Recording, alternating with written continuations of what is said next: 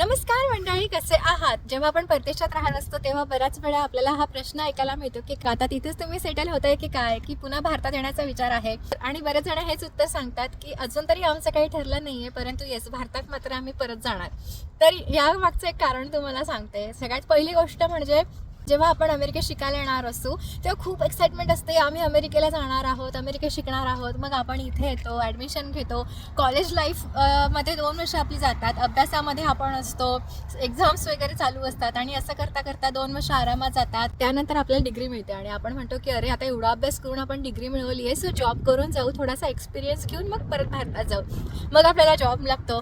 Job लागल्यानंतर मग आपण तिथे थोडंसं रुळायला लागतो. तेवढ्यात मग आपलं लग्न वगैरे ठरतं आणि मग घरचे आपल्याला भारतात बोलवतात, लग्न करून परत पाठवतात. नवीन पार्टनर येतो, पार्टनर सोबत अजून 1-2 वर्ष राहूया, थोडंसं एन्जॉय करूया, फिरूया, हिरूया आणि मग परत भारतात जाऊ असा आपण विचार करतो. त्यानंतर मग गुड न्यूज ऐकायला मिळते आणि म्हणतो की ठीक आहे, आता एवढं होऊन जाऊ देत, मग आपण परत भारतात जाऊया. त्यानंतर असं वाटतं की अरे आता सगळं छान चाललंय, जॉब छान चाललाय, फॅमिली सेट झाली आहे, घर बघूया, छान नवीन घरात राहायला जाऊ. घर घेतो, नवीन गाडी घेतो. असं करता करता आपली आरामात 10-15 वर्ष इथे चालली जातात आणि नंतर मग ना धड आपण इकडचे ना धड तिकडचे. आणि जेव्हाही आपण भारतात जातो तेव्हा खूप बदल झालेला असतो. नातेवाईक सगळे बदलले असतात. आपण आपल्या घरात सुद्धा आपल्याला बऱ्याचशा गोष्टी वेगळ्या वाटायला लागतात. आणि येस, परदेशातले भारतीय मग ना धड इकडचे ना धड तिकडची अशी अवस्था होते. आणि मग शेवटी मुलांसाठी ते इथे राहायचा निर्णय घेतात.